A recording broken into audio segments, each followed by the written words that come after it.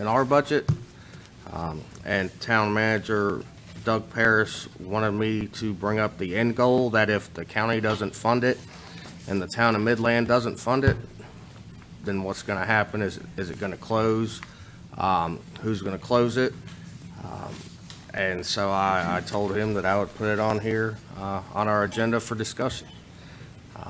And we can discuss it for however long and bring up the history of everything else, and that's kind of where it's at.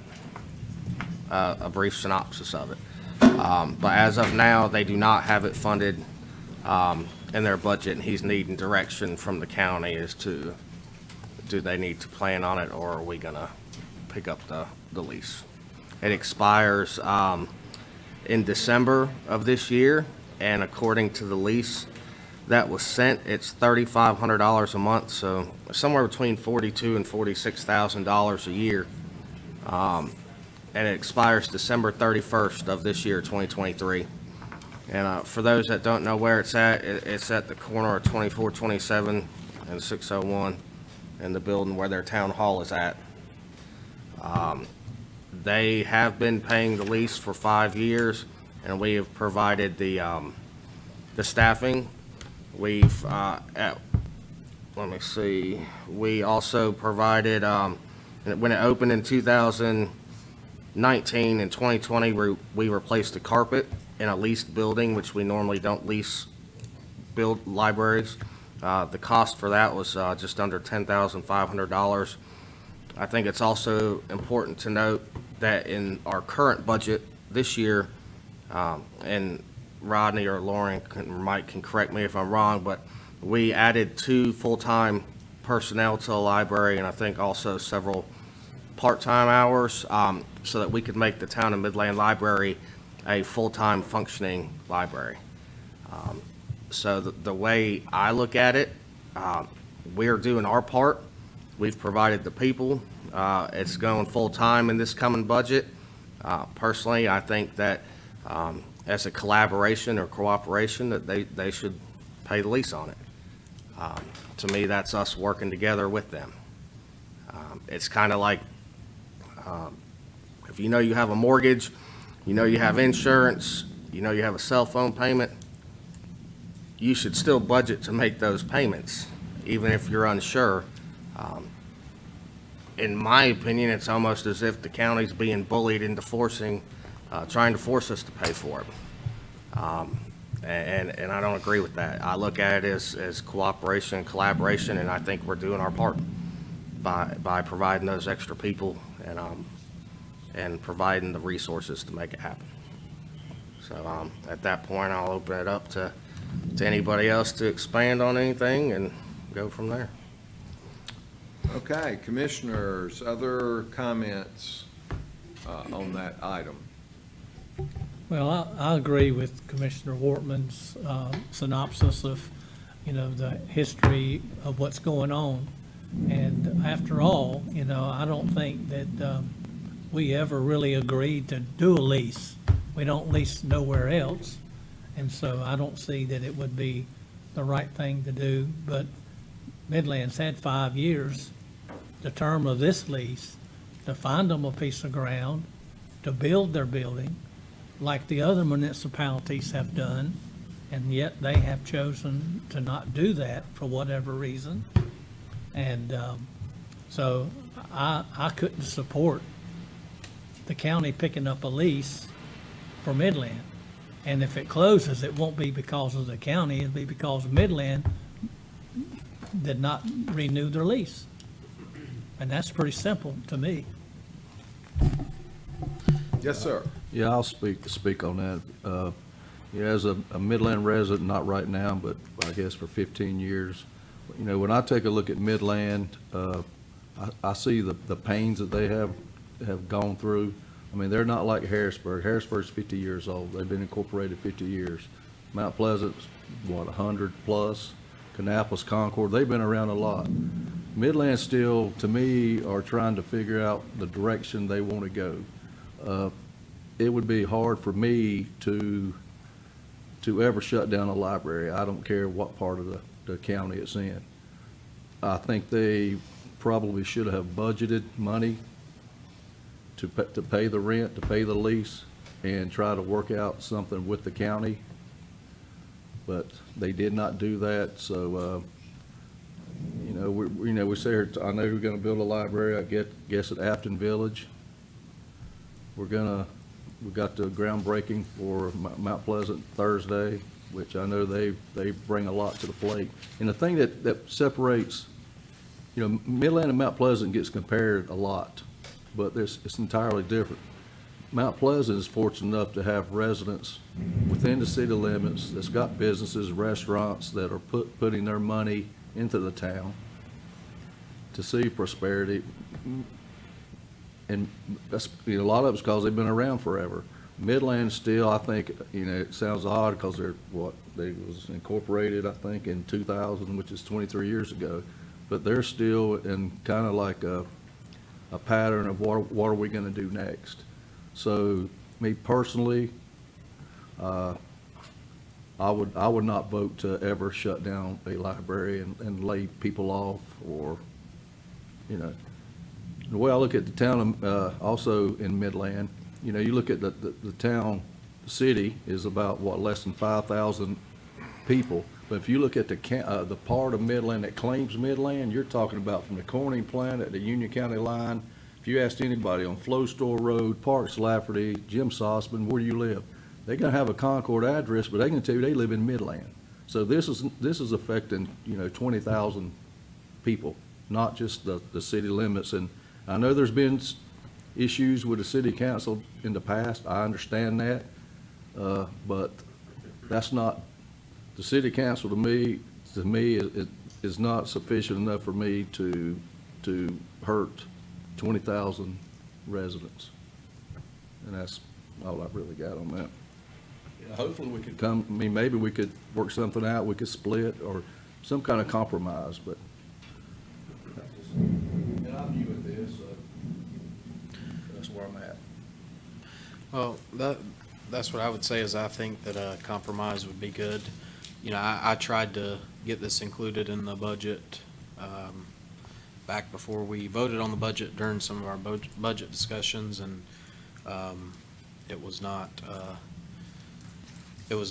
ultimately it was not included. And as far as them planning for this, I know that they have tried to work with staff here at the county, letting them know that this was coming up, that this has been going on for a while, that there's thoughts of that. So they have tried. And, as I said during our budget meetings, I'm in support of us splitting this lease half. If they're paying from July to December, then we can pay January to June. In Midland County Services, this is about the only county service that we have in Midland besides, I guess, EMS or, things that. We have the new library going in Mount Pleasant. We have the new library budgeted to go in Afton Village, and these are millions of dollars in facilities. So I can't imagine that we can't spend $20,000 to help the Midland Library. I, for one, as Commissioner First said, I, for one, feel that, compromise would be good for that. Okay,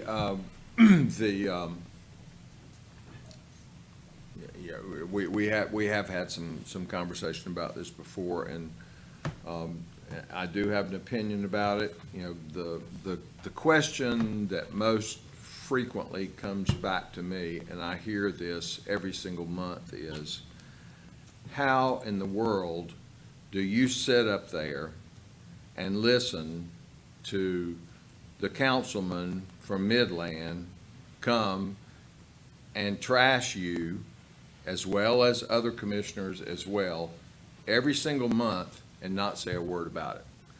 And of course, my answer back to them is, well, it's our job to listen to what folks have to say. I think we're always better off if we take the high road. Sometimes you just have to turn the other cheek. and continue on doing the things that you need to do for the sake of harmony. I am a human being. I hear every word that is said. I am aware of the fact that this councilman instituted a SBI investigation against me. I'm aware of the fact that he called the local television stations. Now, I'm talking about one councilman in Midland. I'm not talking about the entire board. I've not heard from the rest of the board if they condone those actions, but I do know that anytime somebody comes to this individual and tells them that they should not be making these comments, they come back. Well, I've heard him blame it on Commissioner Shue a number of times, that somebody's trying to prevent him from speaking his piece. And so all that being said is another example of that is when Councilman Wise came and spoke during our public comment, and the timer goes off like it does for every speaker that comes before us. I think his response was, well, I'll tell you where you can stick your timer, and continued on talking. And I have reviewed some of these recordings recently, and I let him continue talk. And I had people come back to me and say, why did you not stop him the way that you would stop anybody else? And my answer was, well, he was talking about me. And so for me to stop him in the middle of his comment, even though the timer had gone off, to me would appear to the public that I was trying to protect myself, which I didn't think that was the appropriate thing to do. And so the conclusion that I've come to is that these relentless attacks, and these also come from some staff members there as well, are designed exactly for that reason, to prevent, one of the questions that he has asked is, how can you be objective in making decisions about other municipalities? Well, I think that same thing applies here. Can I be objective in making decisions about issues in Midland, just such as this, while constantly undergoing these attacks? My answer is yes. Yes, I can. I feel like I am capable of making decisions about what is fair to everybody in the community. The town manager in Midland has come back with countless freedom of information requests against the county. Very expensive information requests. You know who pays for those? The taxpayers. All the taxpayers of Cabarrus County pay for those. I do not know of another situation where a municipality in Cabarrus County has made a public information request against the county. If somebody from any of the other municipalities has a question, they pick up the phone, they call staff, they ask the question, and the question gets answered. That quick, that simple. I don't understand why they employ those kind of tactics. When we were having discussions about the sheriff's office contract to provide law enforcement in Midland, I asked some questions about that I thought were specifically related to fairness. Are we treating every municipality equally? Are we being fair? I immediately got an email from the town manager of Midland saying that that was an inappropriate question, and the only reason that I was asking it is because I was not satisfied with the outcome of the last election, because they were extremely active in that election. On that same note, when we had complaints from them about the contract with the sheriff's department, I think I hate to quote the exact amounts, but there was an amount that they owed on their contract. We agreed to accept half of the original amount. You know, okay, well, if you're unhappy, we'll take half of it. They did not pay that. We made multiple requests, went down, met with I know we met, Commissioner Shue and I met with the mayor at least on 2 different occasions, and the answer that we received was, yes, we will pay the bill. They never paid the bill. And then they came back to us, after we had already cut it in half, then they came back and said, well, we'll be willing to pay, I think, half of that. And those of you that were on, well, I guess that would be you, Commissioner Shue. When that came back to us, my response was, you know, guys, you can vote however you want to, but as far as I'm concerned, just forget it. Write it off. We've wasted too much time. You know, it's not worth it. Just forget about it. And that's what we voted to do. We wrote that amount off. They never paid the bill.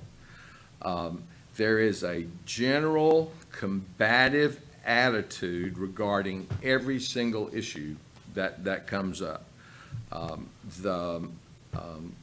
We delayed the construction project at Rob Wallace Park in order to accommodate the town to have their fireworks display for the 4th of July this past year.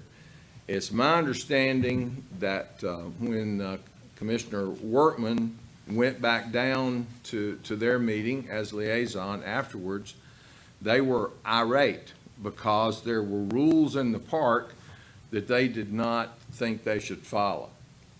We have employees that work at the park, I think that were verbally abused by Midland staff members, and that's an issue I think that has not been resolved yet. We had issues with the Veterans Memorial. I think most of y'all were involved in the conversation where they came back because $140 permit fee, I think that for the electrical work that they didn't want to pay. They've complained about the EMS. They have verbally attacked the county manager, saying that we give preferential treatment to Mount Pleasant because he lives there, and take units away from Midland. I mean, the list is extremely long. Most recently, I think Commissioner Shue has received numerous demanding emails because he made some comment about the property that had been donated to the town that they were originally going to build a library on. And my recollection was when they talked with us about that, and I've got some information on that as well, that there were some issues with the Corps of Engineers, that they couldn't get the permits they need, and that was one of the delays in building the town hall. But anyway, I think maybe Commissioner Shue mentioned that, and so now he's receiving threatening emails that he should retract his comments.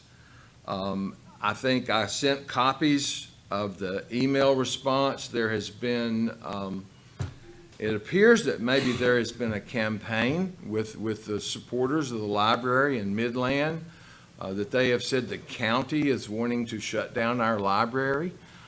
My response to the emails that I've received is that is very far from being true. Not only have we not suggested shutting down the library in Midland, we have increased the support for the library in our current budget this year, adding positions, adding, I think, 23 different additional operating hours on a weekly basis. Currently, we're spending about $376,000 a year on salaries to operate that library, plus an additional $50,000 minimum in operating expenses. That takes our total contribution to about $426,000, and that's per year. They came to us, I've got the original newspaper article here, and you saw it in the email, but that was in 2013. And they indicated that they were going to build a town hall building. They were going to include shell space for the library. The Friends of the Midland Library is tasked with fundraising for upfit costs projected at $185,000. They came to the county and said, if we do this, will you operate a library there? And I think Commissioner Meismer was on the board at that time, and we voted yes. And we put it in our budget to begin operation. I think it stayed in our budget for 2 years. The building never got built, so that didn't happen. I also included information about the other libraries in our system. Every other library has been a partnership, a collaboration. There have been a lot of players involved. There have been Friends of the Library groups. There have been the Cannon Foundation. There has been the municipalities themselves, and you've all read this, but that began with the Concord Library. Then when the Kannapolis Library came around, the Friends of the Library were involved, the commissioners were involved, I think David Murdoch was involved, Cannon Mills was involved, the Cannon Foundation was involved. There were a lot of partners to make that happen. So same thing in the town of Harrisburg. There was a very, and you've got all the information, but that has been the trend all along. And so what they came to us some years later and said, well, since we haven't gotten our town hall built, would you be willing to operate a library if we rented a building? Well, at the time, I did not think that was a great idea. I mean, we haven't done that in other places. We haven't rented buildings to operate libraries, but probably for some of those same reasons that we've talked about.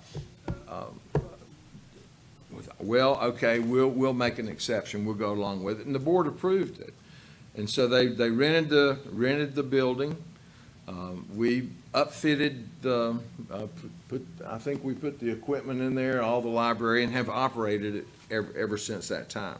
So for them to come back to us and say, well, we've changed our mind. We don't want to do that anymore.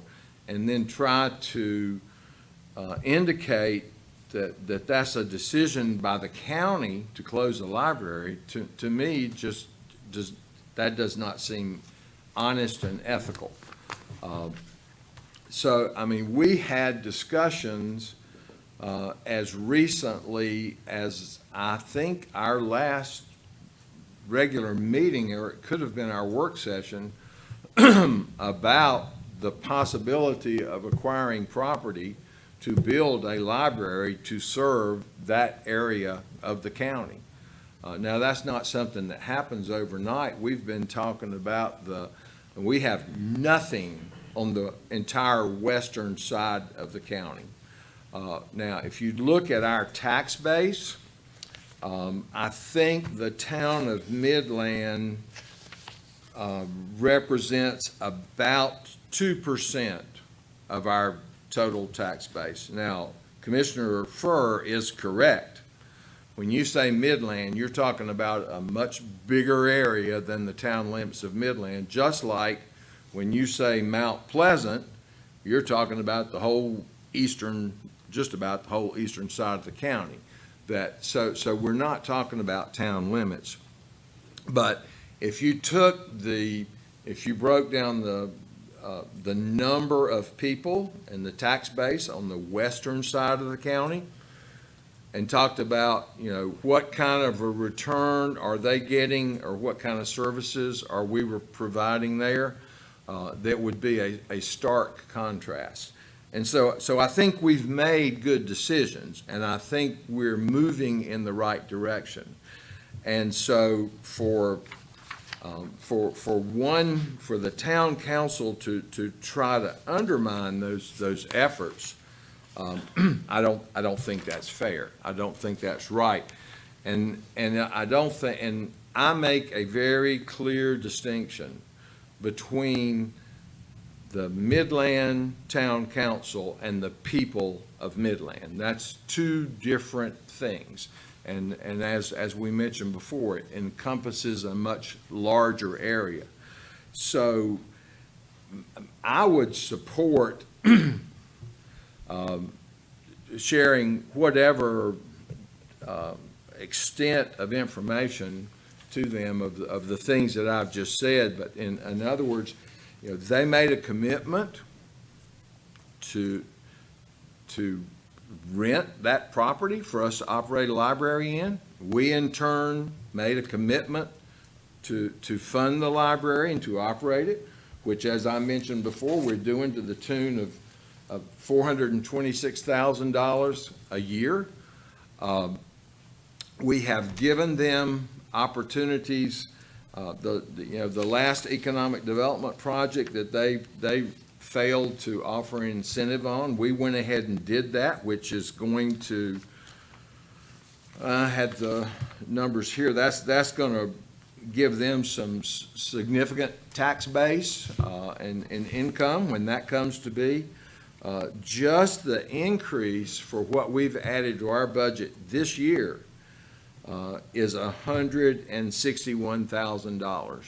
That's the additional new positions that we funded for this year. So for anybody to say that we are not supporting the operation of that library, I can't imagine how they could construe that. So I would not be in favor of picking up that lease, and I would encourage them to follow through on their commitment and do what they've promised to do. Now, how we proceed on this, we can add this as a vote, or you know, I'm certainly open to whatever you would like, how you'd like to proceed. There's a couple of things I want to say. So with all that being said, that you just went through, 75, 80% of it did not even pertain to the Midland Library. And I know I there think was it pertained very directly to the ability to make objective decisions about that. So- you went through your whole litany of lists Right. of what you don't like about Midland. Mhm. So with that being said, are we going to tell the people of Midland that we're not willing to spend $20,000? There's a potential the Midland Library be shut down because we don't spend the $20,000. Whenever, you have to understand how they feel. You know, whenever we're going to make the decision to go and build a new library in Mount Pleasant, new library at Afton Village, millions of dollars for each facility, and we can't negotiate with Town Midland just to pick up half the lease. That's the message that we're sending to Midland. So you can understand some of their frustration. Like I said, you went through your litany of list of what you don't like about Midland. There's a list on the other side of that as well. So, you know, there's items that they feel like they have been looked over. They feel as though they have been treated unfairly. So we heard your side of it. I would love to hear what they have to say. And there's a long history here with all of that. But I think that if we don't go in the direction of splitting the lease, I think it sends them a message that they're being overlooked again, because here, like I said, we're building 2 new facilities in the county, and we're not going to do this for them. So, Yeah, I want to correct you on one thing. I haven't said anything about anything I don't like about Midland. Well- I've talked about their behaviors. I don't need to be corrected in what I've heard, because we Right. sat here and we listened to you for about 20 minutes going through the staff of Midland, the a council member from Midland, we can't control what he says. People come up before the board and criticize each one of us at our meetings, and it is what it is. We have to deal with that, but, clearly you had a lot to say about all that, so. Okay, commissioners, how would you like to proceed? I think the projection I would like to make is we're investing $500,000 almost to run that library. I don't quote me on the exact number, but when I was at their meeting, I did talk to Town Manager Paris, and he said to get the $42,000 or $46,000, they would have to raise the town taxes by half a cent. They already have the lowest tax rate in Cabarrus County. And at this point, we're looking at asking 240,000 people to pick up the tab for that. He did ask for me to bring this up, and he needs guidance, is what he needs to know if the town's gonna have to do it or for us to do it. And I think, not as a vote, but just looking at it, it appears 3-2 that they're gonna have to pick up the tab. Is that pretty factual? And so Doug asked for guidance, and so I believe we've given it here. And I would like also to say that this made-up blood feud that's been going on for however many years, we got in December. I'm already tired of dealing with it. I don't know what needs to happen between the town and the county to come together. I know there's a long history. We've all heard all sides of it. But if this is what I have to look forward to for the next 4 years, it's pretty disappointing.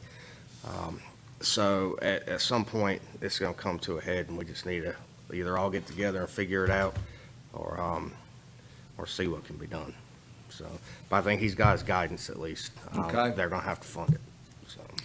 Very good. Well, then we move to item 6, which is the approval of our regular meeting agenda. You all have a copy of that before you. I do not think that we have taken any steps that change anything that is in that agenda. So if not, I would entertain a motion to approve the regular meeting agenda as presented. Okay, we have a motion and a second. Is there discussion? All in favor, please say aye. All opposed, please say no. That motion passes. We do have need of a closed session tonight. So at this time, I would entertain a motion to go into closed session as authorized by North Carolina General Statute 143-318.11A 3, 4, and 5 for discussion of pending litigation, economic development, and acquisition of real property. So moved. Okay, we have a motion and a second. Any discussion? All in favor, please say aye. All opposed, no. We are now in closed session. Thank you all for joining us on live stream and Channel 22 tonight. See you in 2 weeks.